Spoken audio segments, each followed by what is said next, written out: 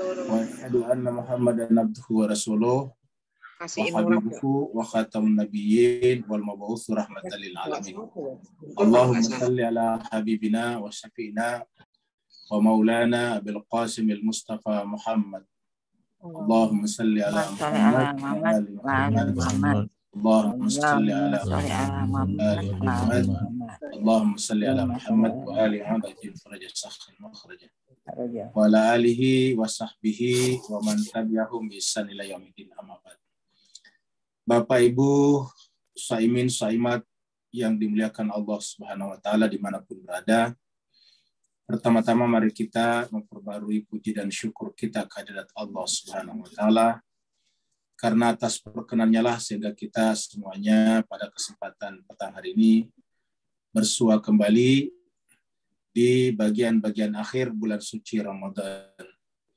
Pertemuan kita masih meneruskan surat baru yang kita mulai tadi pagi, yaitu surat Al-Fat, surat yang ke-48, yang masih merupakan kelanjutan dari cerita yang berkaitan dengan kejadian-kejadian di sekitar Rasulullah Muhammad Sallallahu Alaihi Wasallam. Bapak Ibu jemaah sekalian, mari kita masuk ke screen dan Ustadz kita yang hadir siapa ini, Bu Dokter? Belum ada Ustadz. Belum ada ya? Belum ada. Karena belum ada Ustadz kita yang hadir, mari kita masuk ke screen untuk sama-sama membaca Al-Quran surat 48.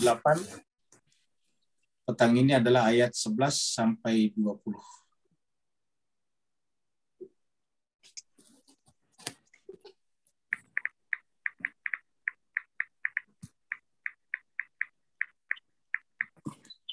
A'udzu billahi minasy syaithanir rajim.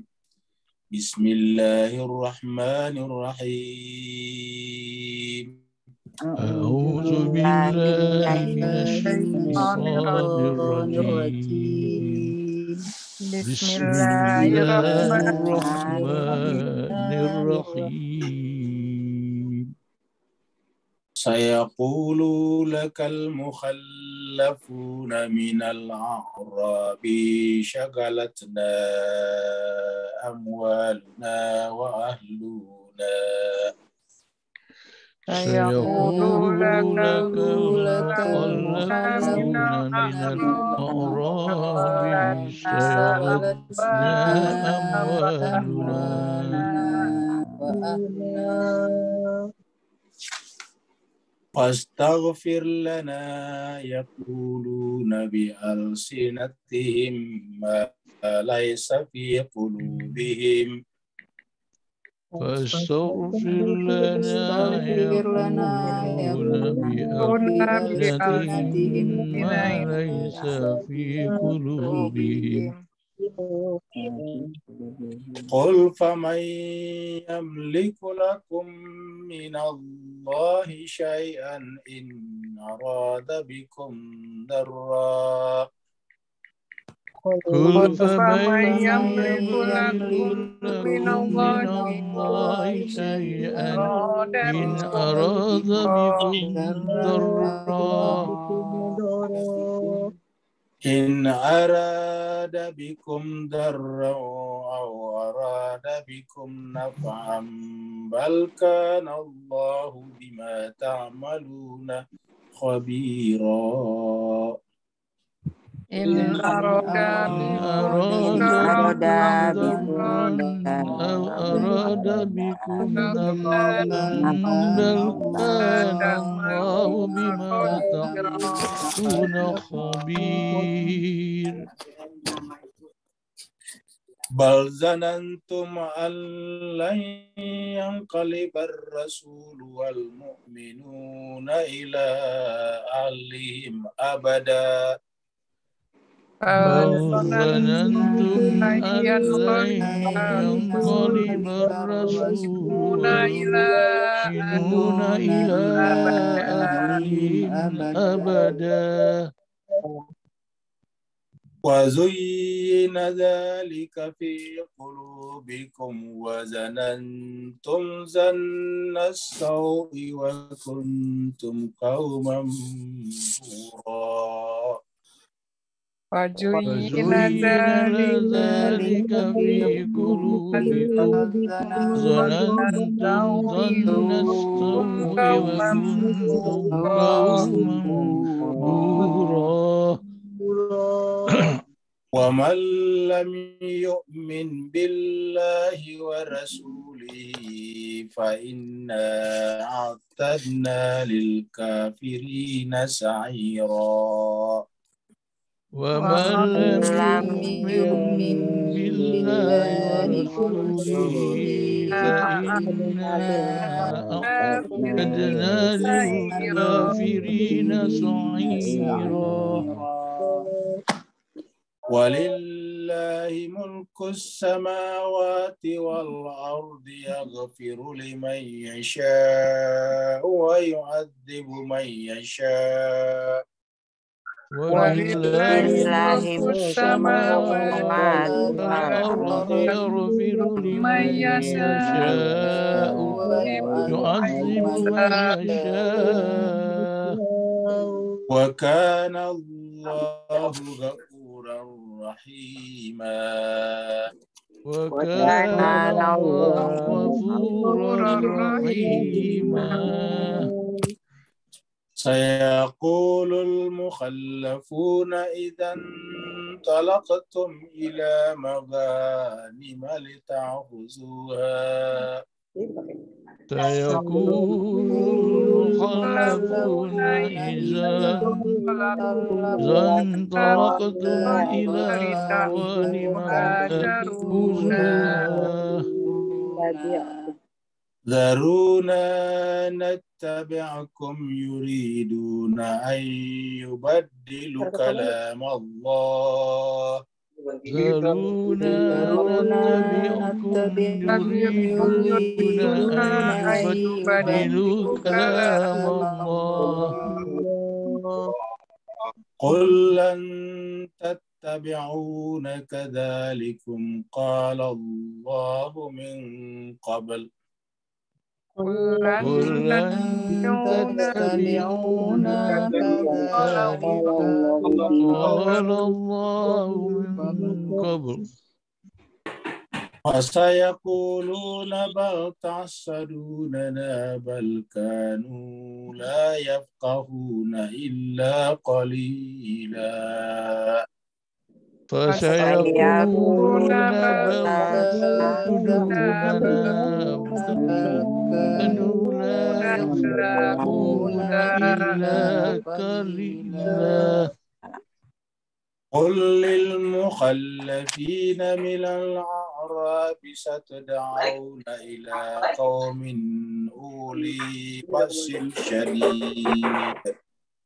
قل للمخلفين من الأعراب ستدعون إلى قوم أولي بأس شديد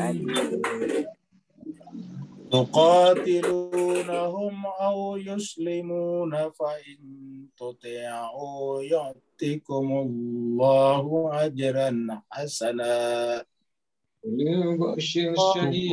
تقاتلونهم أو يسلمون فإن تطيعوا يؤتكم الله أجرا حسنا.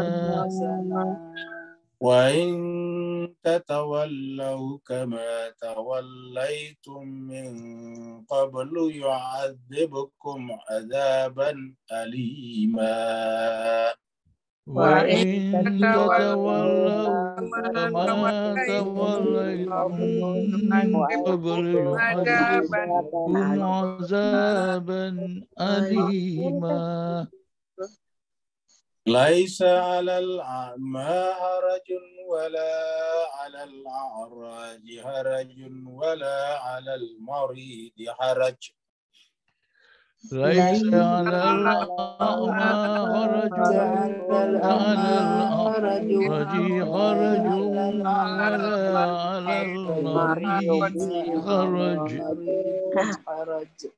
ومن يطع الله ورسوله يدخله جنات تجري من تحتها الأنهار ومن يطع الله ورسوله يدخله جنات تجري من تحتها الأنهار ومن يتولى يعذبه عذابا أليما ومن يتولى يعذبه عذابا أليما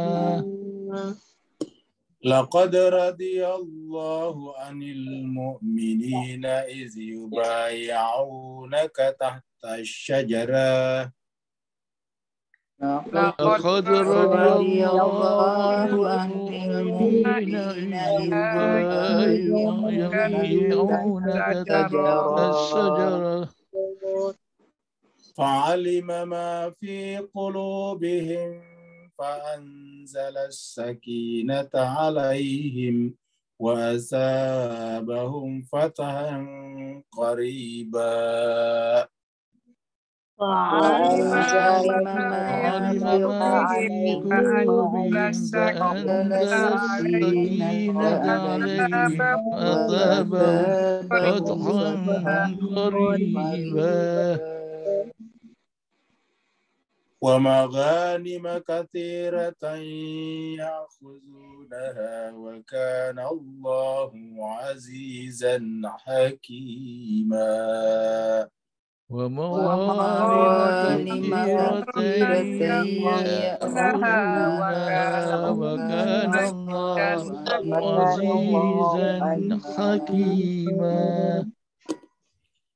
وعدكم الله مغانم كثيرة تأخذونها فعجل لكم هذه وعدكم الله مغانم كثيرة تأخذونها فعجل لكم هذه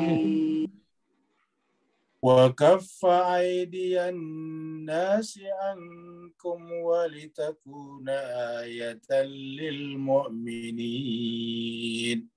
وكف أيدي الناس عنكم ولتكون آية للمؤمنين ويهديكم صراطا مستقيما ويهديكم صراطا مستقيما صدق الله العلي العظيم صدق الله العلي العظيم اللهم صل وسلم وزد وبارك على رسول الله وآله الأطهار على رسول الله وآله الأطهار اللهم صل على محمد وآل محمد اللهم صل على محمد وآل محمد اللهم صل على محمد. Bapak Ibu sekalian, terima kasih banyak telah ikut berpartisipasi melantunkan, melafazkan ayat-ayat suci Al-Quran, surat 48 ayat 11 sampai 20. Semoga Allah SWT mencatatkan Bapak Ibu semuanya sebagai hamba-hamba yang berhak memasuki nanti di akhirat pintu-pintu surga dari mana saja dikehendaki. Surat yang kita bahas adalah surat yang 48, surat Al-Fat. Al-Fat artinya pembukaan atau kemenangan, karena ini adalah dari Fathul Makkah. Terbukanya kembali kota suci Mekah setelah Nabi diusir dari sana kurang lebih 7 tahun sebelumnya. Tadi pagi kita sudah sampai di ayat yang ke-10, yang ilustrasinya adalah kepada siapa kita berbaiat.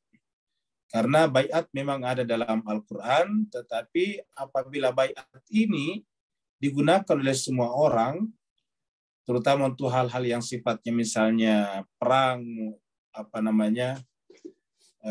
berjuang angkat senjata, ini akan menjadi kacau kalau semua orang boleh berbaiat kepadanya.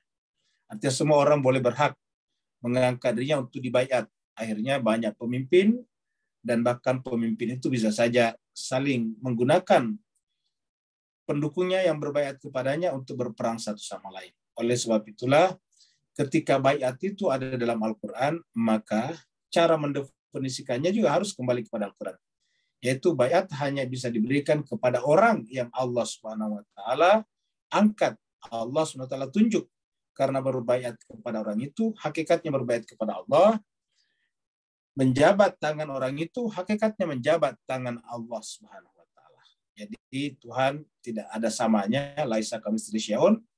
Tapi Allah memberikan kepada kita penggambaran bahwa kalau kita berbaiat, berjabat tangan, menerima sesuatu dan memberikan sesuatu kepadanya, maka seakan-akan Allah SWT berada di atas tangan orang itu. Nah, oleh sebab itulah jelas bahwa baiat kita hanya boleh diberikan kepada siapa saja yang Allah SWT pilih. Selain daripada itu, tidak boleh. Kecuali kalau baiat-baiat yang lain seperti jual beli, kan baiat juga. Jual beli itu dari kata baya biu juga. Atau kami misalnya berjanji untuk sama-sama membuat sistem organisasi yang baik, itu bisa saja baiat dalam pengertian berjanji namanya. Tapi kalau baiat dalam pengertian sakral, dalam pengertian dinia, maka ini hanya boleh berlaku pada manusia suci yang Allah SWT pilih. Selain daripada itu, tidak boleh. Kenapa? Karena nanti menyalahgunakan baiat orang lain, pengikutnya, dan ini kemudian bisa menjadi alat untuk melakukan kekerasan. Allah berfirman di ayat 10, A'udzubillahi minasyaitonirrajim, Bismillahirrahmanirrahim.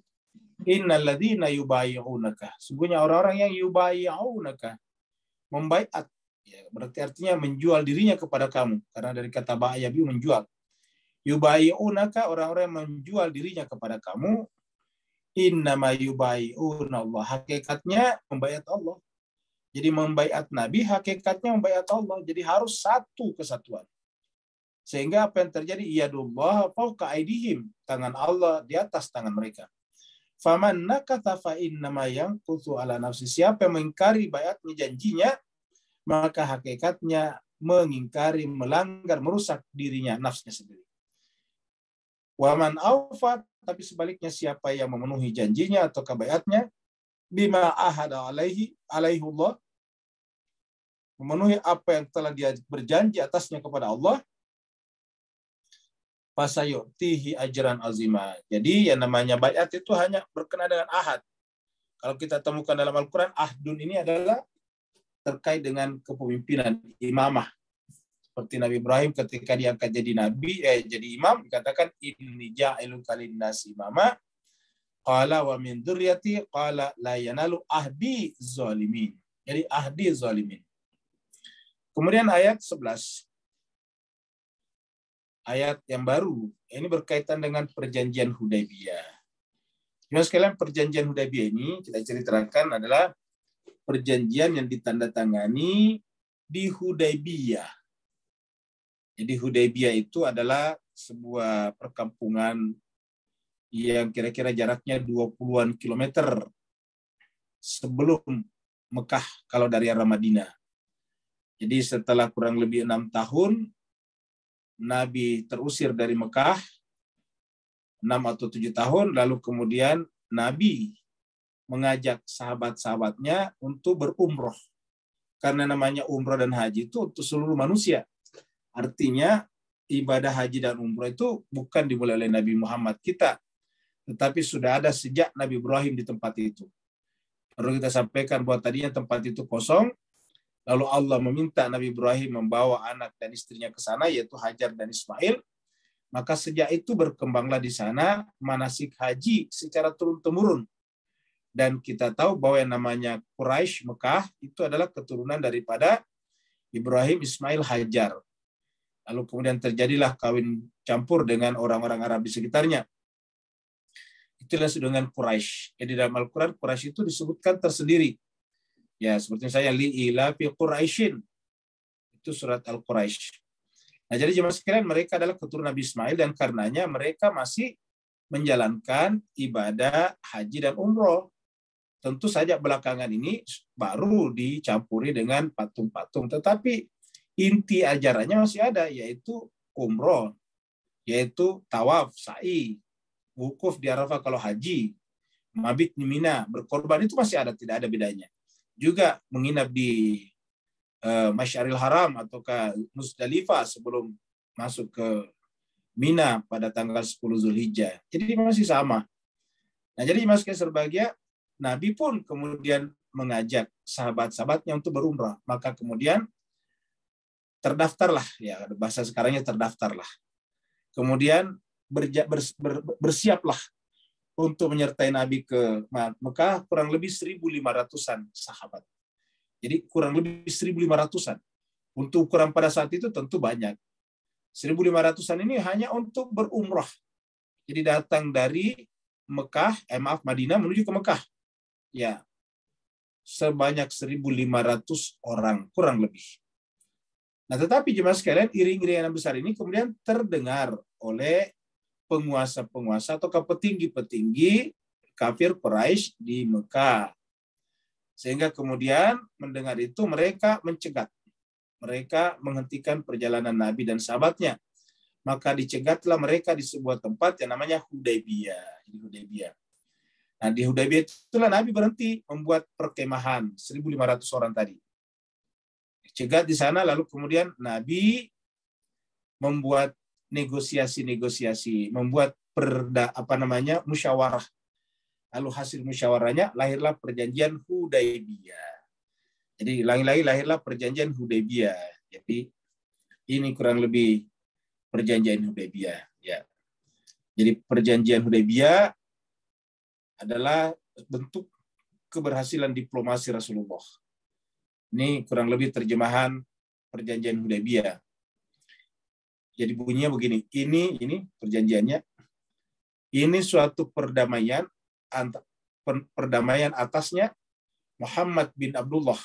Jadi artinya perdamaian ini adalah atas, dia diwakili oleh Muhammad bin Abdullah dari Islam dan Suhail bin Amr dari pihak Quraisy Mekah. Supaya tidak berperang, supaya terjadi gencatan senjata, ceasefire selama 10 tahun. Jadi selama 10 tahun.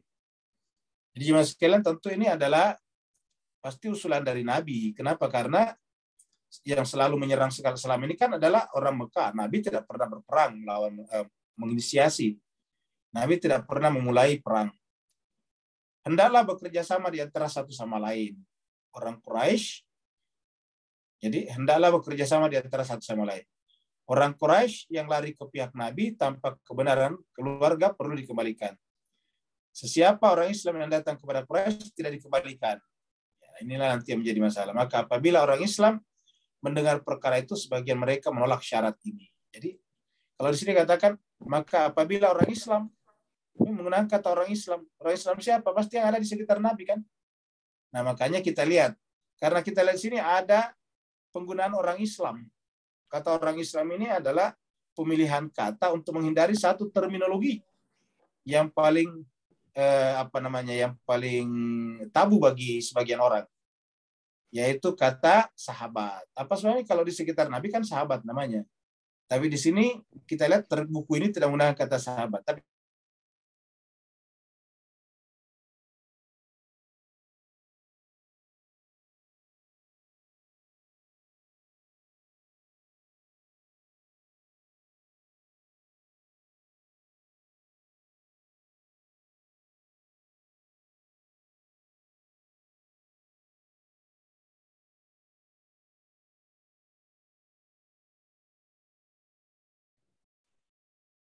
Suaranya Suaranya nggak ada ya? Iya, Oh, nggak ada suara. Saya pikir saya. Kecil ada.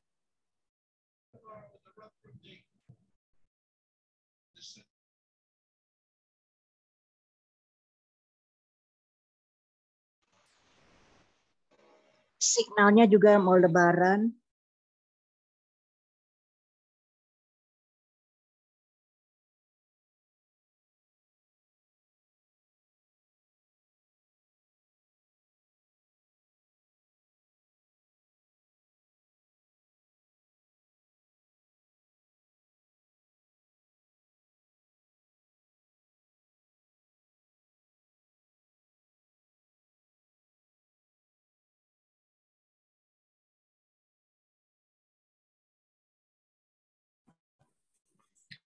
Bapak Ibu sekalian, mohon maaf tadi ternyata disconnect ya. Mari kita kembali ke screen. Ini screen-nya belum kebuka ya. Kita masuk ke screen.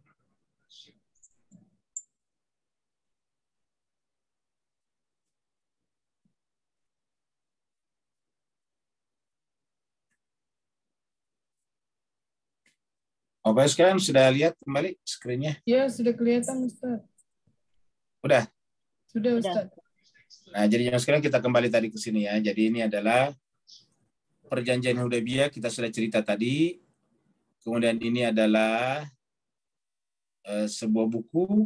Di sini kita lihat menggunakan kata orang Islam ya di sini.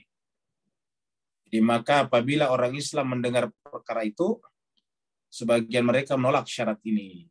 Jadi apabila orang Islam, jadi kata-kata apabila orang Islam mendengar seakan-akan siapa orang Islam secara keseluruhan, padahal yang ada di sekitar Nabi pada saat itu. Ya, jadi artinya orang-orang yang ada di sekitar Nabi. Makanya kita lihat versi Kementerian Agama. Ini kita ambil dari Kemenak, kementerianagama.go.id.id. Nah, di sini dikatakan, ditulis oleh Kemenak, Rasulullah Shallallahu Alaihi Wasallam sempat diprotes sejumlah sahabat. Jadi artinya, Pak Ibu sekalian, apa yang kita bisa lihat di sini? Jadi pada zaman Nabi saja, ada orang di sekitarnya yang suka memprotes, yang tidak setuju dengan Nabi.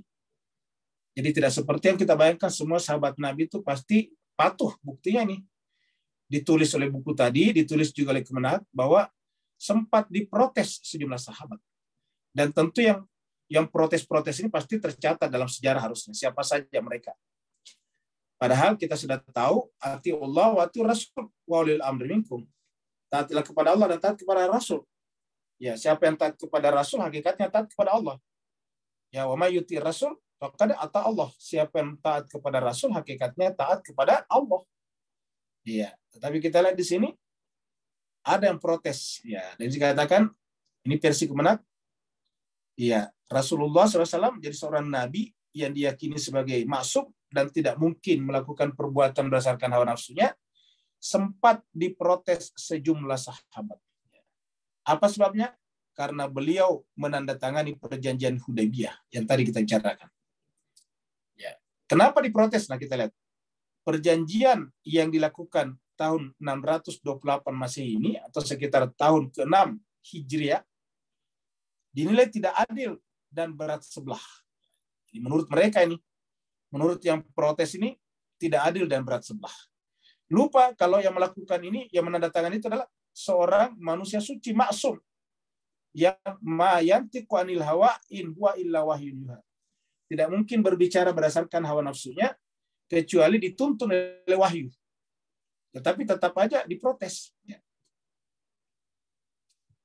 Kaum Quraisy Mekah yang belum masuk Islam, ya namanya saja kafir Quraisy harusnya.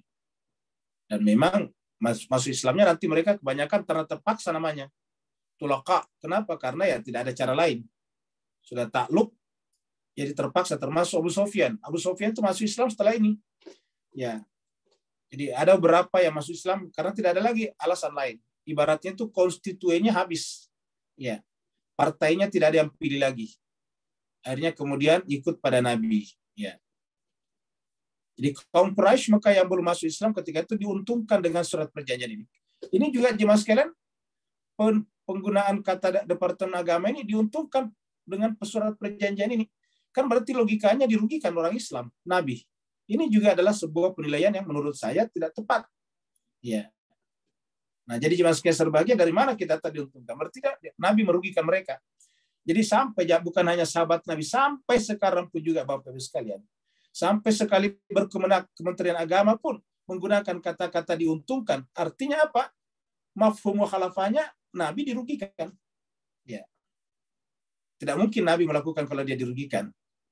Nah, jadi jemaah sekalian serbahagia. Jadi ini artinya apa? Betapa seringnya subjektivitas emosional kita masuk di dalam suatu perkara. Terutama ini sangat bermasalah apabila terkait dengan Nabi yang merupakan manusia suci dan terjaga dari kesalahan. Jadi kalau diuntungkan mereka berarti Nabi dirugikan, berarti salah namanya Nabi. Ya. Nah, jadi Bapak Ibu perhatikan ini, kita memperhatikan kita melihat ini kalimat-kalimat ini. Jadi lagi-lagi kata kemenak, kalau tadi di atas jelas sejumlah sahabat. Nah, sekarang kemenak lagi, ini sudah pasti penilaian kemenak. Kaum Quraisy Mekah yang belum masuk Islam ketika itu diuntungkan dengan surat perjanjian ini. Ya. Menurut dia coba lihat, simaklah isi perjanjian itu. Dikatakan dengan nama Tuhan. Jadi inilah isinya. Ya, jadi isinya dari sini. Ya, sampai dari sini sampai nanti ke sini, sampai ke sini. Ya. Jadi kutipannya dari sini sampai ke sini. Ya, jadi kita bikinkan kutipan di sini. Sampai di sini. Ya. Kutipnya. Dengan nama Tuhan. Inilah perjanjian antara Muhammad dan Suhail bin Amr, sama tadi di buku itu. Suhail bin Amr adalah perwakilan Quraisy, sedangkan Muhammad bin Abdullah adalah perwakilan dari orang Islam. Tidak ada peperangan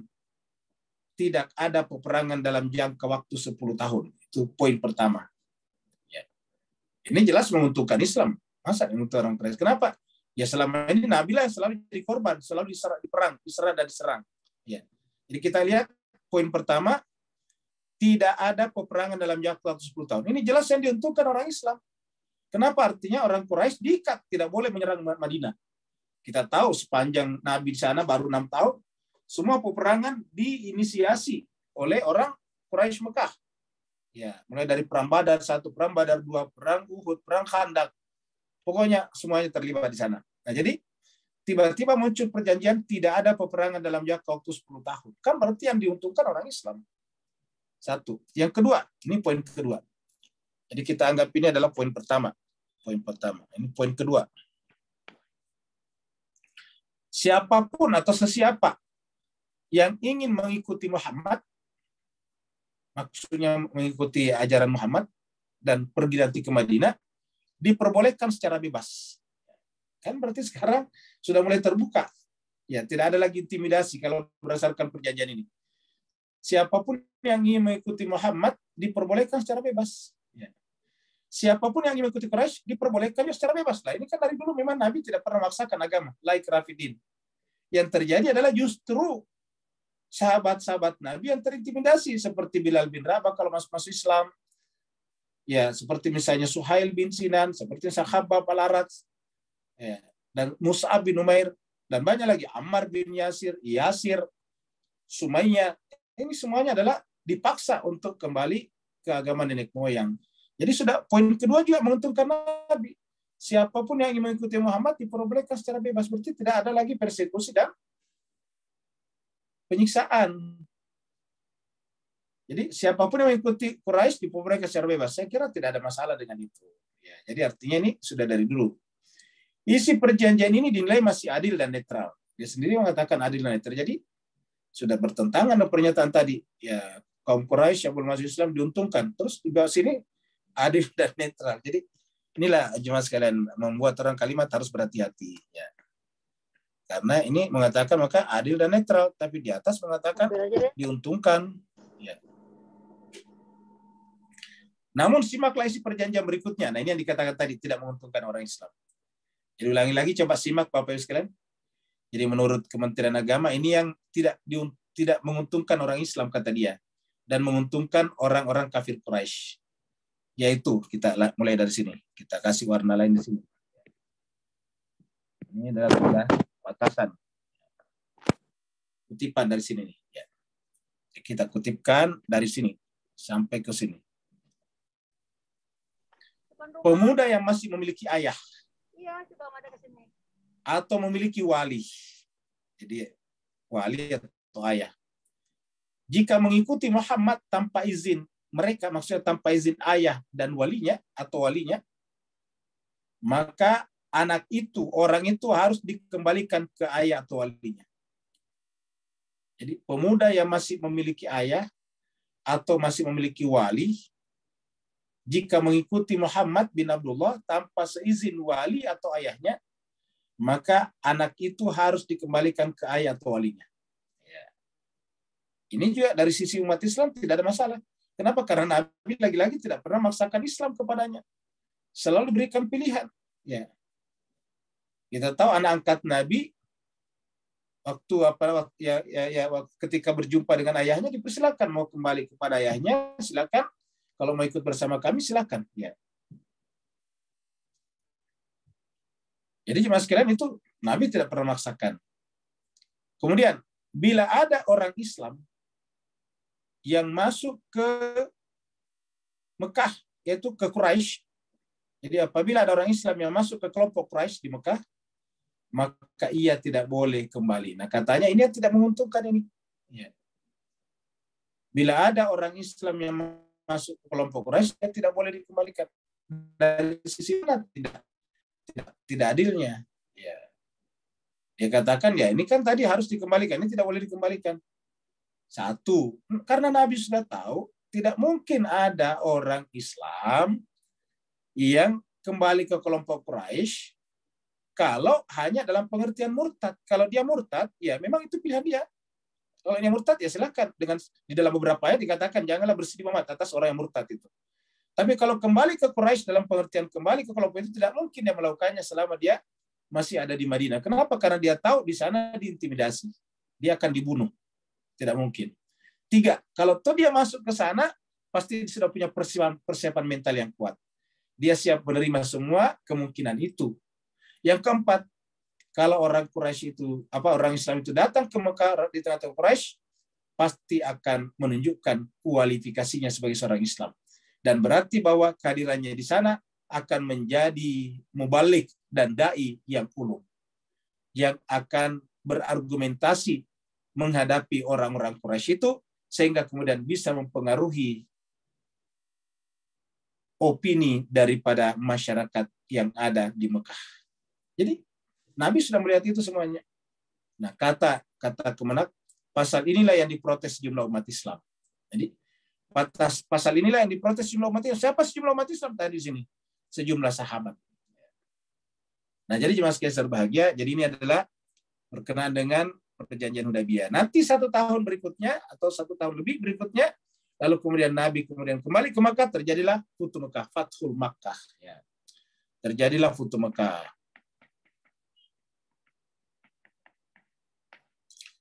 Sayaqulu lakal mukhallafuna. Sayaqulu lakal mukhallafuna. Jadi orang-orang yang tidak ikut ke Mekah pada saat terjadi tadi perjanjian Hudaybiyah.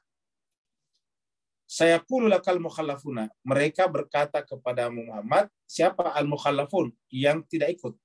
Mukhallafun itu artinya yang menyimpang dari Nabi. Nabi mengajak mereka pergi ke Mekah untuk umroh, mereka tidak mau ikut. Ini namanya mukhallafun, menyimpang. Mereka disebutnya sini mereka tertinggal. Ya, kalau tertinggal itu kan berarti ada kalau bahasa tertinggal, Pak Bu sekalian, itu ada unsur kesalahan dari pihak Nabi. Tertinggal masa ditinggalkan orang. Sedangkan di sini bukan tertinggal, sengaja tidak mau ikut. Jadi mukhallafun di sini adalah sengaja tidak ikut. Jadi saya qulu lakal mukhallafun, orang-orang yang sengaja tidak ikut kepada Nabi, berkata kepada Nabi, lakanya Muhammad. Minal Arab, dari kalangan orang-orang Arab. Nah, Arab biasanya disebut Arab Badui atau Arab pinggiran kota Madinah. Ketika tidak ikut kepada Nabi, dan Nabi kemudian kembali dengan selamat, mereka mengatakan, syagalatna amwaluna wa ahluna. Kira-kira begini, datang kepada Nabi setelah Nabi pulang ke Madinah dalam keadaan membawa perjanjian Hudaybiyah. Mereka berkata kepada Nabi, wahai Muhammad, ya Rasulullah, maafkan kami ini, fastaghfir lana. Kami tidak ikut bersama kamu karena kami disibukkan oleh urusan harta benda kami dan anak-anak keluarga kami. Syagalatna itu disibukkan, kami disibukkan oleh amwaluna, harta benda kami, wa ahluna, dan keluarga kami. Ingat, syagalat itu artinya sibuk. Jadi kalau orang Arab ditanya, saya sibuk, ana mashgul dari sini. Mashgul itu sibuk. Syagalatna. Jadi kami disibukkan oleh urusan harta dan keluarga kami. Fastaghfir lana, wahai Nabi, maka minta ampunkanlah kami. Jadi coba lihat Mas sekalian. Pada zaman Nabi pun memang harus minta kepada Nabi, minta ampunkan kami Nabi, fastaghfir lana. Harusnya kan Nabi mengatakan ya istighfarlah kepada Allah, atau Allah bisa langsung mendengarkan istighfarnya orang. Tapi ternyata tidak begitu, selalu melalui Nabi.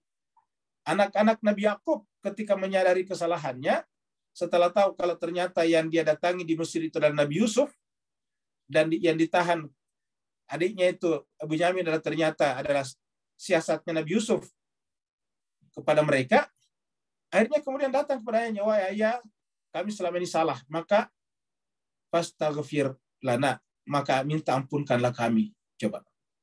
Jadi lagi-lagi minta ampun harus melalui ada wasilahnya.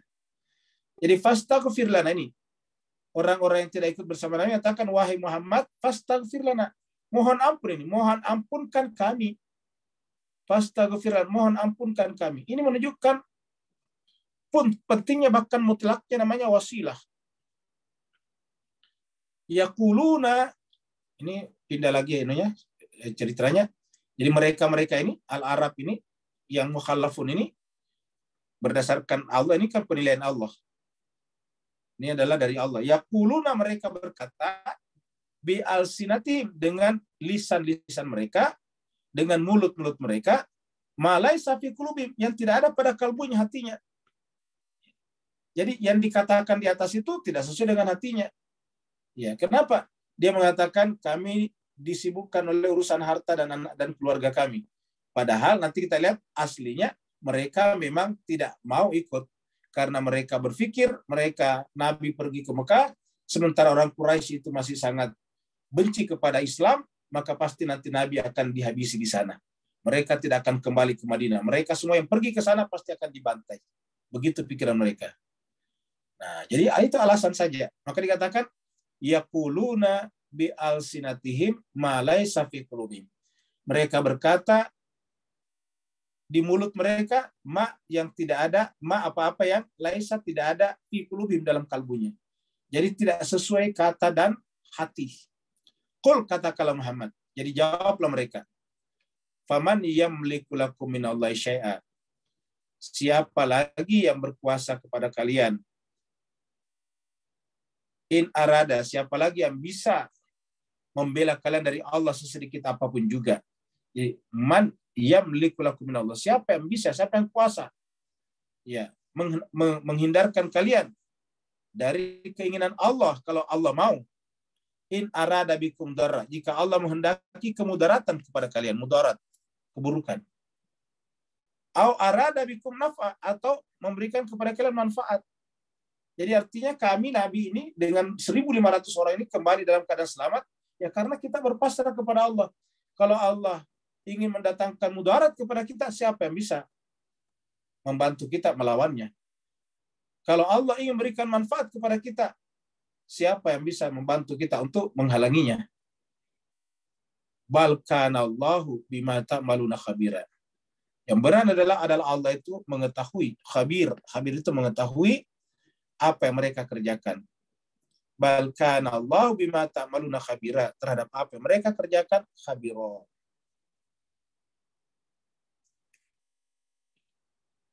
Mas Keser bahagia, mereka adalah berprasangka buruk kepada Allah. Jadi sudah 2 kali ayat sebelumnya juga tadi pagi kita bahas, mereka berprasangka buruk kepada Allah. Prasangka buruk inilah yang disebut dengan prasangka jahiliyah. Jahil itu tidak berdasarkan rasionalitas.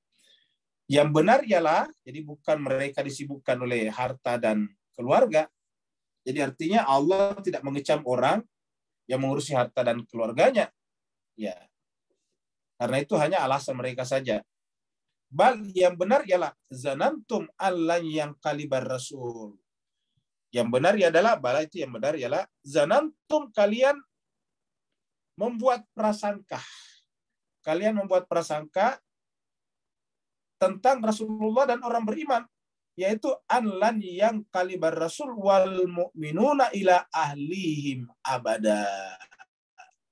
Mereka berpikir, kita artikan saja, mereka berpikir atau menyangka bahwa Rasulullah, kita terjemahkan dari sini, Rasulullah dan orang-orang beriman lan yang kalib akan tidak akan pernah kembali lagi ini.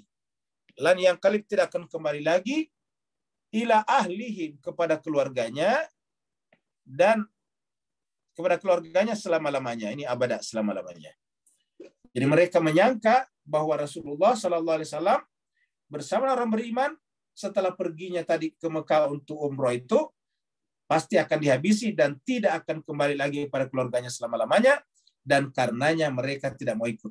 Ya, jadi mereka tidak mau ikut. Padahal ini orang Islam juga. Mereka tidak mau ikut. Jadi hanya ikut bersama Nabi kalau menguntungkan dirinya. Kalau tahu tidak menguntungkan secara duniawi, dia tidak akan ikut. Wa zuyyina dzalika fi qulubikum, dan dibuat indahlah yang demikian itu. Zuyyina itu dibuat indah. Yang demikian itu fi qulubikum, di dalam kalbu kalian. Jadi dianggap indah prasangka seperti itu. Wa zanantum zanna sau'ih, dan kalian membuat namanya prasangka dengan prasangka buruk. Zanna sau' adalah prasangka buruk. Wa kuntum qauman bura, dan kalian semuanya ini yang berprasangka buruk adalah kauman bura, kaum yang binasa. Hakikatnya akan binasa. Dunia tidak dapat, akhirat tidak dapat juga. Nah, jadi Bapak Ibu sekalian, setelah kita mengenal Islam atau keajaran Muhammadi, sudahkah kita membersihkan diri kita dari prasangka-prasangka seperti ini? Termasuk kepada saudara-saudara kita yang lain. Sering sekali kita memprasangka kepada orang lain. Makanya marilah kita, karena yang namanya sangkaan seperti itu namanya sangkaan jahiliyah. Sangkaan kebodohan. Nah, apa kata Allah? Allah menjanjikan mereka dengan api yang menyala-nyala. Ini adalah ilustrasi api yang menyala-nyala. Ini di dunia, bagaimana nanti di akhirat? Apinya akhirat. Ya. Dan setelah itu mereka akan dimasukkan ke dalamnya seperti ini. Ya. Mereka akan dicemplungkan, mereka akan dilemparkan ke dalam api neraka yang menyala-nyala tersebut. Ya. Wa man lam yu'min billah. Siapa yang tidak atau belum beriman kepada Allah, wa rasulihi, dan rasulnya. Jadi artinya, walaupun kelihatannya mereka tadi mengaku Islam, hidup di Madinah juga, tetapi berdasarkan penilaian Allah, mereka tidak beriman. Buktinya tidak mau menyertai Nabi, padahal Nabi sudah mengatakan, saya sudah memanggil mereka. Wa man lam yu'min billah wa rasuli. Begitu ya tadi yang ada di Hudaybiyah. Ya, Hudaybiyah juga begitu. Setelah Nabi menandatangani perjanjian, mereka protes. Juga dipertanyakan keberimanannya. Wa man lam yu'min billah wa rasulih. Fa inna, maka sungguhnya kami, kata Tuhan, a'tadna, kami menjanjikan lil kafirin. Bahkan Allah menggunakan kata-kata kafir di sini. Jadi Bapak Ibu sekalian, semakin jelas sekarang bahwa yang namanya kafir dalam pandangan Al-Quran tidak selamanya hanya berlaku untuk yang tidak Islam. Ini berlaku yang Islam juga tadi. Ini kan cerita sekitar Nabi. Ya. Jadi inna a'tadna lil kafirina sa'ira. Sa'ira adalah neraka yang menyala-nyala. Itu tadi gambarannya.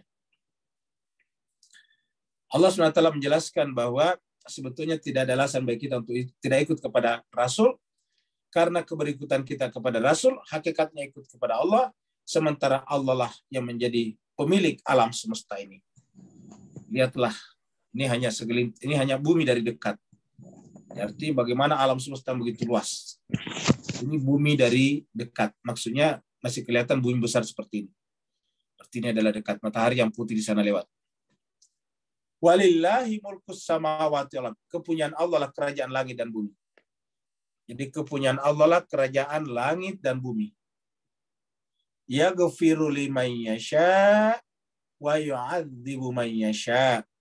Dia akan mengampuni siapa yang dikehendaki itu yang taat kepada Allah dan Rasulnya, wa yu'adzibu man yasha, dan mengazab atau menyiksa, menghukum siapa yang dia kehendaki yaitu durhaka kepada Allah dan Rasul. Wa kana Allahu, dan Allah itu sejatinya adalah Ghafuran Rahimah, Maha Pengampun lagi Maha Penyayang. Nah, jemaah sekalian, kalau mereka yakin bahwa Nabi berperang dan pasti menang, mereka pada ikut. Nah, ini adalah ilustrasi. Jadi orang-orang yang tadi tidak ikut ke Mekah itu, karena dia tahu bahwa Mekah ini kan adalah pusat perlawanan kepada Nabi. Jadi pusat kebencian, haters itu ada di Mekah. Jadi haters yang berkeliaran di sosmed pada saat itu dikendalikan dari Mekah. Ya. dibayar oleh Mekah, diperalat oleh Mekah. Maka kemudian ketika Nabi mengajak mereka ke Mekah, pusat haters, maka kemudian yang tadi kita bicarakan di atas tidak mau ikut. Ya, mukhallafin tadi istilahnya. Mereka menyimpang dari jalan Nabi. Tetapi apabila diajak kepada suatu peperangan yang dia pastikan pasti menang, dia ikut. Karena pasti akan mendapatkan harta rampasan perang. Jadi kalau diajak kepada suatu peperangan yang dia tahu bahwa ini peperangnya gampang, musuhnya tidak berat, maka kemudian mereka pada ikut untuk mendapatkan harta rampasan perang ini. Jadi yang ada di pikirannya, ikut pada Nabi adalah ikut berperang dapat harta rampasan perang. Dapat harta taklukan perang, bukan rampasan sebetulnya, harta taklukan perang. Ya. Saya kulul mukhallafunan, maka berkatalah mukhallafun tadi. Ini tadi yang kita bicarakan mukhallafun. Saya kulul mukhallafun akan berkata. Jadi sa-nya menunjukkan akan. Jadi al-mukhallafun ini akan berkata, izan talaqtum, apabila kalian berangkat untuk berperang ila maganima, dan di sana nanti akan banyak ganimah. Maganimah ini dari kata ganimah. Jadi harta, ya, harta taklukan perang. Jadi bukan rampasan. Kalau dirampas kan nggak enak. Takluk. Izan talaqtum ila maganima litakhuzuha, untuk mereka dapat. Zaruna nattabiukum, maka izinkanlah kami, biarkanlah kami untuk mengikuti kalian. Coba.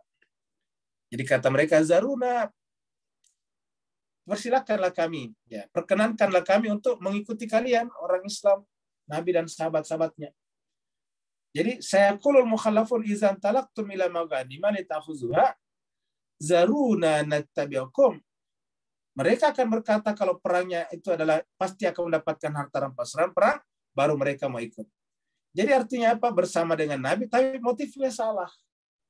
Jadi lagi-lagi kita lihat sini bukan persoalan bersama dengan Nabi. Makanya kita jangan terlalu berbesar hati dulu bahwa kita sudah ikut ini, ikut sana, karena belum tentu di mata Tuhan kita sudah masuk kategori itu.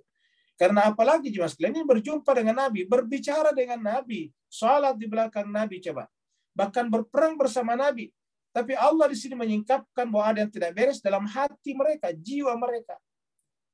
Ya, makanya nanti kita berbicara tentang Al-Fat itu bukan hanya kemenangan dalam pengertian zahir, tapi Al-Fat itu nanti berbicara tentang kemenangan batin. Makanya nanti Al-Fat kita lihat ada 3 macam. Ada Fat saja, ada Fat karib, ada Fat mubin. Yuriduna ayyubaddilu kalam Allah. Orang-orang seperti itu mereka ingin mengganti yubadilu kalam Allah, ketetapan Allah. Qul, katakanlah Muhammad kepada orang seperti itu, lan nattabi'una, kamu tidak akan pernah ikut kami kalau motifnya hanya itu saja. Lan nattabi'una kadzalikum, begitulah sifat-sifat kalian. Kalau Allah sudah memfirmankan kepadaku, min qabl, orang-orang sebelumnya juga seperti itu. Jadi ini adalah sifat hati. Min qabl itu artinya manusia-manusia sebelum kalian juga ada yang punya sifat seperti itu. Tentu bukan hanya min qabl, tapi juga min ba'd. Artinya bahwa setelah kejadian ini pasti sampai sekarang masih akan terus terjadi seperti itu. Ada orang-orang yang motifnya ikut-ikut pada suatu kegiatan yang kelihatannya baik adalah karena menguntungkan dirinya secara material, secara duniawi. Maka kemudian ketika Nabi mengatakan, ini menjawab, kulnya kan Allah mengatakan, perintahkan kepada Nabinya, katakan Muhammad, lan tattabi'una, jangan kau ikut kami. Karena kadzalikum, kalian seperti ini memiliki sifat-sifat seperti yang Allah ceritakan sebelumnya, yaitu hanya ingin yang duniawinya saja. Apa jawaban mereka? Fasayaquluna, ini saya qulu lagi.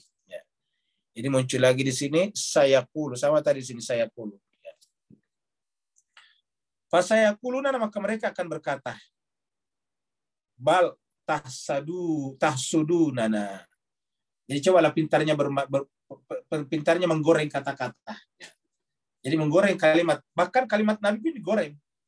Ya, begitu Nabi menjawab, kamu tidak ikut kepada kami. Apa jawaban mereka? Berarti kamu Muhammad sangat dengki kepada kami. Jadi menuduh Nabi sebagai dengki kepadanya, coba sekalian. Jadi nanti dibawa kemana-mana, Nabi itu pendengki. Padahal sebabnya atau asbabul wurud daripada kejadian ini adalah dari mereka sendiri.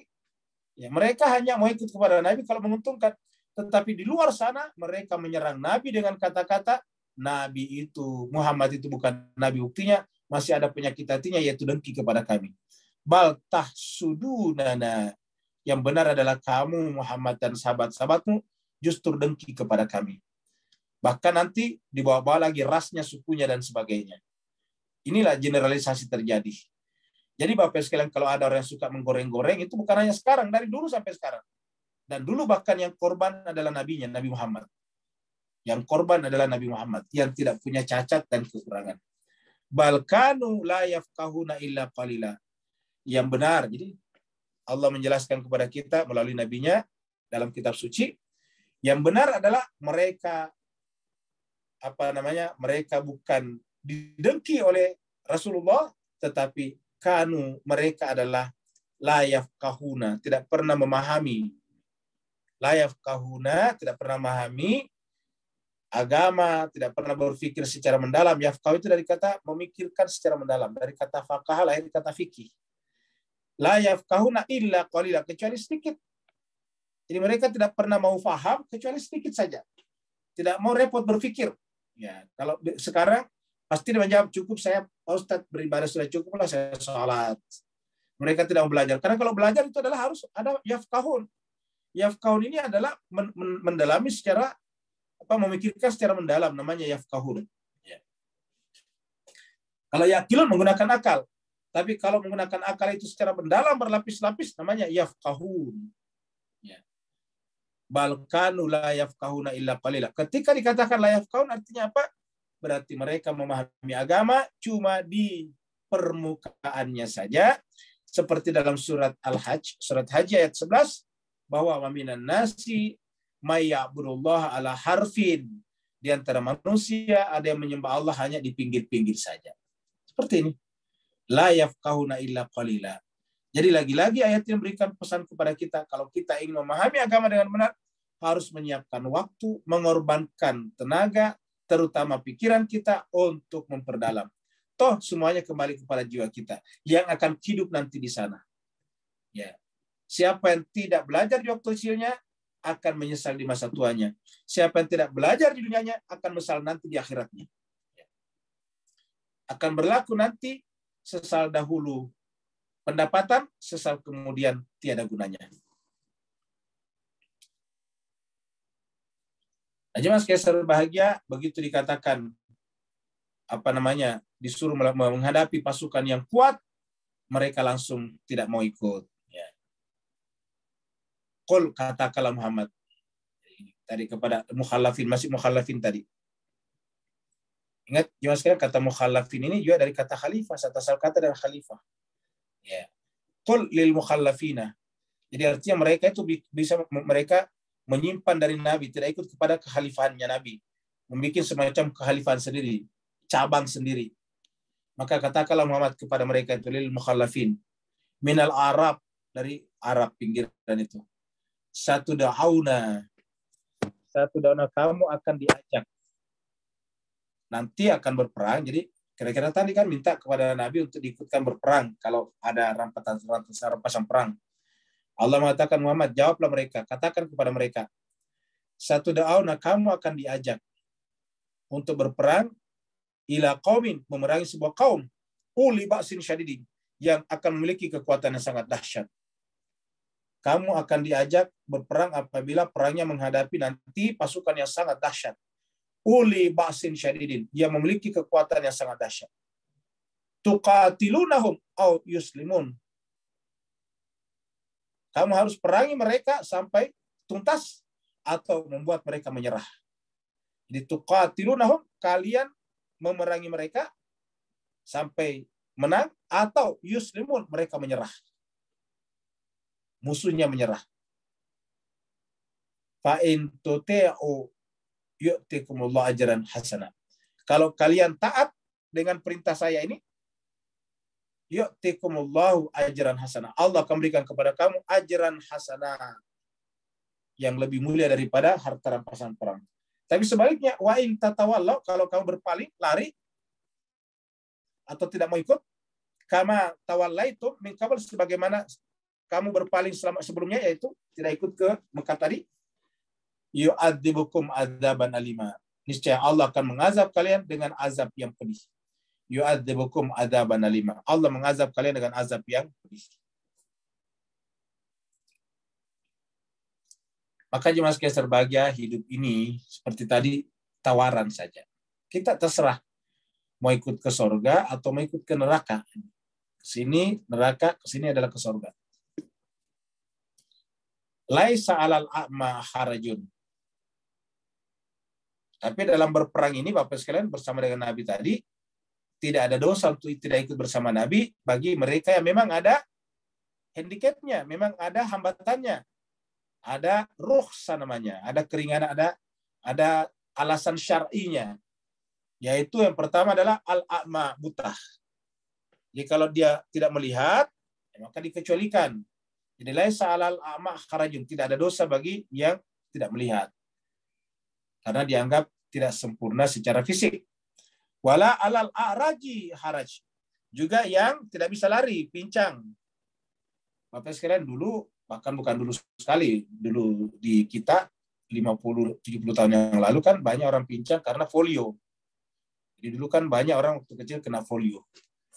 Di wala 'alal a'raji harajun, bagi mereka yang cacat kakinya tidak juga berdosa kalau tidak ikut. Wala 'alal maridi harajun, dan dia sakit pada saat itu juga tidak dosa kalau dia tidak ikut.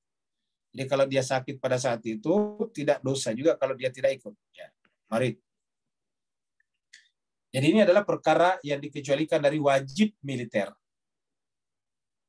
Wa may yuti'illah wa rasulah, tapi selain daripada ini, siapa yang taat kepada Allah dan Rasulnya, wa may yuti'illah wa rasulah, yudkhilhu jannatin tajri min tahtiha al-anhar. Niscaya Allah akan masukkannya ke dalam surga tajri yang mengalir min tahtiha al-anhar, di bawahnya sungai-sungai. Wa may yatawalla, dan siapa yang berpaling, yu'adzibuhu adzaban alima. Jadi hidup ini adalah pilihan. Ya. Allah mengatakan, wa may yuti'illah, kalau mau taat kepada Allah dan Rasulnya, silakan. Allah berikan kepada kalian surga. Tapi kalau kalian tidak mau taat, ya silakan juga. Tapi konsekuensinya adalah azab yang pedih, adzaban alima. Jadi jemaah sekalian, kata-kata man di sini menunjukkan kebebasan. Man di sini menunjukkan kebebasan. Siapa saja. Jadi artinya siapa saja, terserah. Siapa yang taat kepada Allah dan Rasulnya, Allah akan berikan reward. Rewardnya adalah dimasukkan ke dalam surga yang mengalir di bawahnya sungai-sungai. Tapi sebaliknya, siapa yang menolak, Allah akan mengazabnya dengan azab yang pedih. Yu'adzibuhum adzaban alima. Allah akan mengazabnya dengan azab yang pedih. Itulah hidup. Hidup ini tidak memilih juga adalah sebuah pilihan.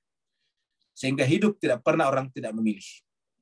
Dan setiap pilihan ada risikonya. Kalau kita tidak mau menanggung risiko, maka risiko kita akan ditanggung oleh orang lain. Seperti anak yang belum mampu bekerja, maka risiko kehidupannya ditanggung oleh orang tuanya. Jadi siapa yang tidak menanggung risiko, risikonya akan ditanggung oleh orang lain. Dan itu lebih rendah lagi. Kecuali kalau dia belum akil balik. Nah, jemaah sekalian, ini adalah tanda. Nanti jemaah sekalian, kita kembali kepada Hudaybiyah tadi. Jadi waktu terjadi perjanjian Hudaybiyah, kan terjadi tuh beberapa sahabat yang menolak. Bahkan ada yang mengatakan, kok Nabi sampai bisa kayak ditipu seperti itu? Apa benar dia Nabi? Sampai dia berkata begitu. Apa dia benar Nabi? Kok bisa menerima perjanjian yang timpang, yang tidak adil itu? Seakan-akan tidak adil bagi mereka. Nah, jemaah sekalian berbahagia, maka kemudian karena banyak orang terpengaruh dengan argumentasi seperti ini, ya. Jadi muncul tiba-tiba haters lah. Jadi haters di tengah-tengah Nabi. Ini di Mekah ini artinya dalam rombongan Nabi yang 1.500 orang itu. Akhirnya kemudian Nabi merapikan kembali barisannya dengan membuat baiat baru. Ya. Artinya apa? Bahwa perjanjian kita dari awal ada taat kepada Allah dan Rasulnya. Kalau kalian masih ingin taat kepada Allah dan Rasulnya, berbaiat kepada saya hari ini juga. Nah, kejadian itu terjadi di bawah sebuah pohon, maka disebutlah dengan tahta syajara. Ya, pohon, jadi sebuah pohon. Nah, di sini tadinya ada pohon, Pak Bus sekalian. Ini dikasih tanda saja. Ya, jadi kenapa pohon ini dihilang? Ya, menurut sejarahnya ditebang oleh pihak-pihak yang tidak ingin namanya abadi dalam sejarah. Karena termasuk yang protes tadi dalam perjanjian itu. Jadi yang termasuk protes dalam perjanjian itu kan tercatat loh. Dan ini mengingatkan kejadian itu. Maka suatu hari mereka kemudian menebang pohon ini. Sehingga pohon yang seharusnya bisa tumbuh mungkin sampai sekarang karena Allah pasti memeliharanya, tapi kemudian ditebang olehnya, lalu digantilah dengan ini. Jadi disinilah dulu tempat ini Nabi, ini Hudaybiyah sekitar ini. Disinilah Nabi dulu mengumpulkan sahabat-sahabatnya 1.500 orang untuk memperbarui baiatnya kepada Nabi, ahadnya kepada Nabi, untuk taat. Karena ketaatan kepada Nabi, hakikatnya taat kepada Allah, dan jabat tangannya kepada Nabi, hakikatnya jabat tangannya mereka kepada Allah. Pada saat menjabat tangan Nabi, tangan Allah fauqa aidihim, ada di atas mereka. Tapi sayang seribu sayang, ini dihilangkan. Laqad radiyallahu 'anil mu'minin. Laqad radiyallahu 'anil mu'minin. Allah reda kepada orang mukmin. Allah reda kepada orang mukmin. Iz yubayya'unaka, ketika mereka membaiat kamu. Jadi Allah reda kepada orang mukmin ketika membaiat, yubayya'unaka tahta syajara, di bawah sebuah pohon. Tahta syajara, di bawah sebuah pohon. Yubayya'unaka tahta syajara. Fa'alima ma fi qulubihim, dan Allah mengetahui apa yang ada di dalam kalbu mereka, hati mereka. Fa'anzalas sakinah, setelah baiat ini maka Allah turunkan as-sakinah, ketenangan. Tadinya kan sudah mulai agak kacau tuh, karena ada yang mempengaruhi yang lain. Masa Nabi menerima menerima perjanjian sedemikian rupa? Masa kita harus kembali lagi ke Madinah? Kan dilarang masuk ke Mekah. Sudah berjalan hampir 800 kilo dari Madinah sampai ke Mekah, tiba-tiba dengan sepucuk perjanjian mereka harus kembali lagi ke Madinah. Ini mereka tidak terima. Nah, mereka mempengaruhi yang lain. Lalu kemudian Nabi meminta mereka berbaiat, yubayya'unaka, ya, di bawah sebuah pohon. Fa'alima ma fi qulubihim, dan Allah tahu apa yang ada dalam kalbu mereka. Fa'anzalas sakinah, maka Allah turunkan sakinah. Jadi artinya kalau kita selalu memperbarui baiat kita kepada Nabi, harusnya mendatangkan sakinah. Apakah benar setiap kita memperbarui baiat kepada Nabi? Jawabannya iya. Di mana? Setiap kita salat. Jadi setiap kita salat memperbaharui baiat kita kepada Nabi dan juga kepada keluarga Nabi. Tidak ada di antara kita, apapun mazhabnya, Syafi'i, Maliki, Hambali, Hanafi, Ja'fari, semuanya ibadi. Semuanya kalau salat pasti pada saat tasyahud, pada saat duduk membaca syahadat, pasti mengatakan asyhadu alla ilaha illallah, itu Allah. Ingat tadi di atas tangan mereka ada Allah. Wa asyhadu anna Muhammadan abduhu wa rasuluh. Rasul di sini, Muhammad di sini dirujukkan kepada Allah yang dibicarakan sebelumnya. Baru kemudian Allahumma salli ala Muhammad, harus disambung ke situ. Tidak boleh hanya berhenti asyhadu anna Muhammad Rasulullah. Itu wajib sampai disambung Allahumma salli ala Muhammad wa ala ali Muhammad atau ali Muhammad. Jadi selalu menyebutkan. Jadi di situ kita selalu perbaiki baiat kita kepada Allah, kepada Muhammad, dan kepada keluarga Muhammad. Nah, jadi jemaah sekalian berbahagia, kalau itu terus kita lakukan, fa'anzalas sakinah, Allah akan menurunkan sakinah alaihim, kepada mereka. Wa athabahum fathan qariba, dan Allah memberikan kepada mereka fathan qariba. Nah, jadi jemaah sekalian berbahagia, sayangnya waktu kita tidak cukup ya. Ini kata fathan bisa kita bahas secara batiniah, dan ada 3 tingkatannya. Fathun saja, tidak ada qaribnya, itu yang pertama. Yang kedua adalah fathun qarib, yang dekat. Yang ketiga yaitu fathun mubin, yang kita baca di ayat 1 daripada ayat 1 ayat 2 daripada surat Al-Fatih. Meski berbahagia, maka Allah SWT akan berikan imbalan kepada mereka. Sebaliknya, yang tadi hanya niatnya untuk mendapatkan harta rampasan perang, justru mereka tidak mendapatkan apa-apa.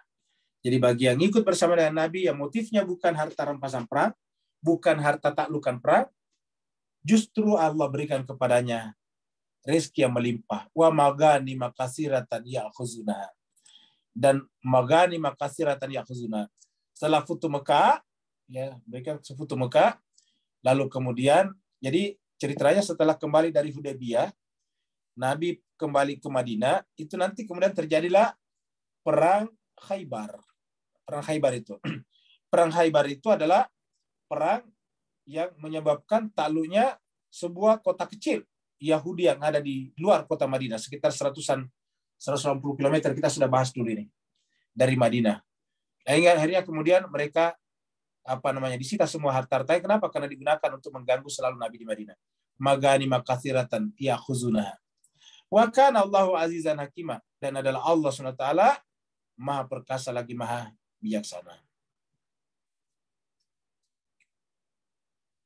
Jemaah sekalian berbahagia, sebaliknya ada yang lari dari peperang, kembali daripada peperangan, ya, yang tidak dapat, tapi yang dapat, ya tadi.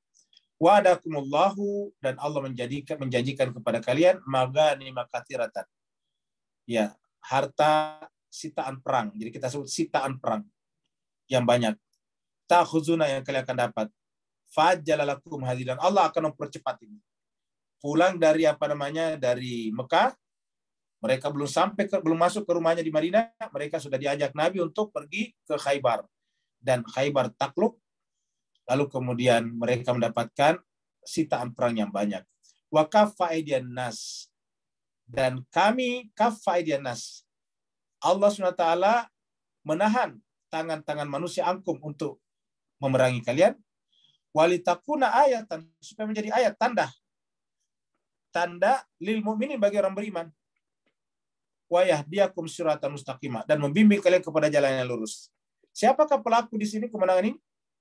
Kita sudah ceritakan sebelumnya, adalah Sayyidina Ali bin Abi Thalib yang menaklukkan perang Khaybar. Dikatakan bahwa perang Khaybar yang ditaklukkan oleh panglima perang yang bernama Ali, litakuna ayatan, menjadi ayat, tanda kebesaran Allah bagi orang beriman. Wa yahdiyakum, dan melalui kejadian itu Allah membimbing kalian menuju kepada jalan yang lurus.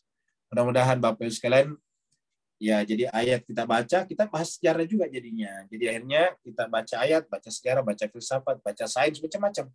Kenapa? Karena Al-Quran adalah merupakan kitab induk ilmu pengetahuan. Terima kasih banyak. Semoga kehadiran Bapak Ibu sekalian di dalam majelis tadabbur dan tadarus kita ini akan Allah SWT membukakan pintu-pintu pemahaman yang dalam, sehingga kita semakin lama semakin memahami hakikat agama Islam ini. Karena kalau kita hanya memahami agama dari permukaan, seperti tadi, kita diperlakukan seperti Nabi memperlakukan orang-orang yang disebut tadi dengan mukhallafin. Yang mau bertanya dipersilakan. Waalaikumsalam. Waalaikumsalam warahmatullahi wabarakatuh. Silakan Pak. Alhamdulillah, barakallahu fi azim. Mazabatin semua. Bismillahirrahmanirrahim. Allahumma shalli ala Muhammad wa ali Muhammad. Dalam ayat Fathan Qariban tadi, hakikat yang tak pernah tersembunyi walaupun pada pihak lain tersirat. Sebenarnya bagi mereka amat jelas bahawa kemenangan tu tak pernah pun lari daripada mereka, daripada asal ciptaan tadi. Cuma tinggal nak tajalikan aja. So, apa yang orang-orang duniawi rasa terjauh sangat, tapi mereka rasa terlalu dekat sangat. Sama juga dengan kita dengan kiamat, adalah amat dekat secara hakikat. Afwan Ustaz, barakallahu fiik. Ya, baik. Jemaah sekalian berbahagia, bagi orang-orang yang tertutup hatinya melihat kematian dan akhirat itu sebagai ba'ida. Sedangkan bagi orang beriman, wa narahu qariba. Jadi mereka melihatnya baik jauh, sementara bagi orang beriman melihatnya dekat. Apa sebabnya? Karena bagi orang beriman, dunia ini sementara saja. Dunia ini hanya untuk tempat membersihkan jiwa kita, menjaga kesucian jiwa kita, agar kita bisa merasakan tajalli Allah yang ada dalam jiwa kita. Kalau kita berhasil sampai ke wilayah itu atau ke maqam itu, yaitu bahwa Allah bertajalli pada diri kita setelah melewati proses tahalli dan tajalli, maka kemudian ya bahkan dunia ini sebetulnya adalah bagian tak terpisahkan daripada perjumpaan dengan Allah. Bukan jarak lagi. Jadi dunia bukan jarak. Dunia bukan ruang yang menempatkan kita di sini dan Tuhan di sana. Yang menempatkan kita di sini dan kematian di sana. Yang menempatkan kita di sini dan akhirat di sana. Apa sebabnya? Bagi mereka yang sudah sampai pada tingkat tajalli, tajalli itu artinya bahwa Tuhan bermanifestasi dalam dirinya, berarti yang dia lihat bukan lagi ruang, bukan lagi waktu, bukan lagi dunia, bukan lagi materi, bukan lagi benda, bukan lagi rampasan perang, tapi yang mereka lihat adalah Allah. Allah, Allah. Tidak ada lagi selain daripada Allah. Sudah sampai pada hakikat la ilaha illallah. Jadi dalam hakikat la ilaha illallah tidak ada lagi yang ada selain daripada Allah. Jadi kalau kita katakan la ilaha illallah pada tingkat yang lebih tinggi, tidak ada lagi yang ada selain daripada Allah. Satu-satunya yang ada adalah Allah. Karena yang ada hanya Allah, maka semua yang kita saksikan banyak ini adalah merupakan jelmaan, tajalli daripada Allah Subhanahu wa taala untuk menunjukkan keindahannya. Sebagaimana kalau kita memancarkan cahaya, maka di sekitarnya terang, tapi terang cahaya itu, terang di sekitar itu adalah bagian tak terpisahkan daripada cahaya, sumber cahaya. Begitu sumber cahayanya kita matikan, tidak ada lagi yang ada di sekitarnya. Maka semua yang kita lihat di sekitar kita dalam terang, di bawah terang, itu sebetulnya kita saksikan hakikatnya adalah cahaya, sumber cahaya. Maka ketika kita melihat terang di tembok, kita melihat terang di lemari, kita melihat terang di meja, hakikatnya terang itu adalah caranya sumber cahaya bertajalli supaya kita bisa menikmati keindahannya. Berikutnya lagi Bapak Ibu sekalian. Assalamualaikum Ustaz. Waalaikumsalam. Silakan Pak Sodi. Ini saya tangkap dari sejarah yang pernah saya baca, sepertinya bayat di bawah pohon itu adalah ketika Rasulullah disambut oleh orang dari Madinah, ya awal-awalnya gitu Pak. Tapi kalau yang saya tangkap sekarang Ustaz, itu terjadi setelah perjanjian Hudaybiyah, mana itu Pak? Terima kasih. Jemaah sekalian baik, jadi jemaah sekalian perlu kita sampaikan bahwa bayat dengan Nabi ini itu adalah beberapa kali terjadi. Oh begitu. Tapi konteks pembicaraan apa sebabnya? Karena ini adalah menjelang Futuh Mekah. Karena surat Al-Fatih ini berbicara tentang Futuh Mekah. Nah, jadi pada sesaat sebelum Futuh Mekah itu terjadi Hudaybiyah. Hudaybiyah itu kurang lebih 1 tahun sebelum Futuh Mekah. Begitu. Jadi itu jadi ketika terjadi bayat di tahta syajarat tadi itu adalah ibaratnya tadi memperbarui saja bayat-bayat sebelumnya, Pak.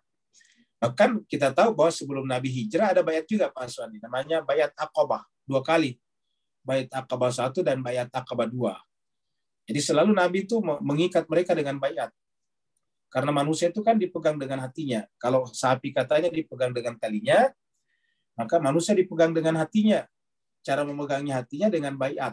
Jadi maka ketika diutus satu kelompok pergi ke Yastrib, Madinah, untuk menyampaikan risalah agama, diutuslah sebagai pemimpinnya adalah Mus'ab bin Umair, datang ke sana, setelah beberapa saat di sana, berhasil meyakinkan 2 suku besar yang selalu ribut, yaitu Aus dan Khazraj. Akhirnya mereka bersepakat untuk damai dan bersepakat untuk menerima Nabi dan sahabat-sahabatnya pindah ke sana. Nah, tetapi Nabi tidak mau menerima begitu saja, harus ada buktinya. Maka kemudian Nabi mengundang mereka datang di Mekah. Supaya tidak ketahuan sama orang Quraisy, datangnya di Mekah pada saat musim haji. Dan musim haji. Lalu mereka bertemu di suatu tempat namanya Aqabah. Maka lahirlah namanya Bayat Aqabah 1. Tapi yang ikut pada saat itu masih sedikit. Nabi mengatakan ini belum mewakili semuanya. Akhirnya tahun berikutnya lebih banyak lagi yang hadir. Hampir mewakili suku-suku dan kelompok-kelompok masyarakat yang ada di Yastrib atau ke Madinah. Akhirnya kemudian tahun berikutnya lahirlah Bayat Aqabah kedua. Begitu. Setelah Bayat Aqabah kedua, lalu kemudian baru Nabi pindah ataukah hijrah ke Yastrib. Jadi beberapa kali Pak Aswadi terjadi bayat seperti itu. Yang kita bicarakan adalah bayat yang berkenaan dengan sesaat sebelum terjadinya Futuh Mekah. Berikutnya lagi. Terima kasih Ustaz. Sama-sama Pak Aswadi. Kalau tidak ada Pak Bus sekalian, berarti kita akhiri sampai di sini. Ada Ustaz, ini Ustaz. Nah. Dari Mbak Yasani ya. tentang kesetiaan kepada Allah dan Nabi Muhammad itu artinya keimanan. Oh iya, tidak ada kesetiaan kalau tidak ada keimanan. Karena mengakui Muhammad sebagai Nabi itu adalah iman, kan tidak ketahuan. Kita tidak lihat Nabi berhubungan dengan Allah. Kan Allah tidak bisa dilihat dengan panca indera. Jadi karena kita tidak melihat Nabi berhubungan dengan Allah, maka kita mempercayainya berdasarkan satu, background Nabi yang tidak pernah bermasalah dengan orang di sekitarnya, background Nabi yang tidak pernah mengkhianati amanahnya, background Nabi yang memang orangnya selalu serius. Ya, jadi oleh sebab itulah maka kemudian atas dasar itu percaya bahwa Muhammad itu adalah utusan Allah, iman namanya. Bagaimana untuk kita yang sekarang ini? Agama bukan untuk pada zaman Nabi saja, untuk kita juga. Karena untuk mengimani sesuatu tidak harus melihatnya. Justru iman itu berkaitan dengan yang beyond, yang nampak. Yang kita lihat itu kan Muhammad, kenabiannya tidak kelihatan. Jadi walaupun kita sesama dengan Nabi Muhammad, tetap tidak kelihatan kenabiannya. Ya, lagi-lagi, walaupun kita melihat Muhammad sebagai sosok manusia, kan tidak kelihatan kenabiannya. Itulah sebabnya banyak tokoh-tokoh Quraisy yang menentangnya. Karena bagi mereka Muhammad itu hanya manusia biasa seperti dirinya. Ya. Dan Nabi juga mengatakan, diperintahkan dalam Al-Quran, bahwa saya ini hanya manusia biasa. Qul innama ana basyarun mitlukum. Katakan Muhammad, saya ini hanyalah manusia basyariah. Seperti kalian juga. Bedanya adalah yuha ilayya. Bedanya saya dapat wahyu. Nah, wahyu itu kan tidak kelihatan. Jadi oleh sebab itulah, justru iman itu adalah melampaui panca indera. Seperti itu. Jadi oleh sebab itulah, kalau kita apa tadi ini, tetap setia tanpa ada ketakutan sedikit pun saat ada orang sekitar kita mengintimidasi.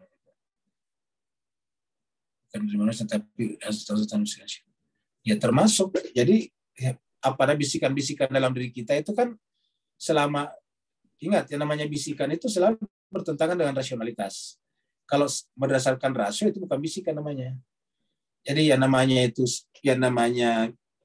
bisikan dan bukan bisikan dilihat dari rasionalitasnya. Kalau dia masuk akal, rasional, itu bukan bisikan, setan namanya, Mbak Yasani. Kalau dia bertentangan dengan akal sehat, nah itu baru tuh. Seperti ada orang mendengarkan bisikan untuk membunuh anaknya sendiri. Nah itu kan nggak masuk akal. Masa orang tua membunuh anaknya sendiri? Kan sering kita dengarkan. Itu pasti bisikan setan. Alladzi yuwaswisu fi sudurin nas. Nah, pokoknya patokannya sederhana saja. Akal sehat, rasionalitas, dan kitab suci. Ini saja bagi kita orang awam cukup ini. Karena kalau kita masuk hadis-hadis ini berat bagi kita orang awam. Tetapi tentu perlu hadis. Tetapi bagi kita orang awam kan bagaimana mengetahui sahih tidaknya. Yang begitu banyak, ratusan ribu hadis itu, ribuan hadis itu. Tetapi bagi kita ada, yaitu kitab suci Al-Quran dan akal sehat. Bahkan Nabi mengatakan, kalau kamu tidak bisa baca Al-Quran pun juga, dan kamu bingung memutuskan sesuatu, iftah binafsik. Minta fatwalah kepada hati nuranimu. Terima kasih banyak atas perhatian Bapak Ibu sekalian. Mohon maaf atas segala kekurangan. Wa'alafu minkum. Wassalamualaikum warahmatullahi ta'ala wabarakatuh. Waalaikumsalam warahmatullahi wabarakatuh. Terima kasih, Ustaz.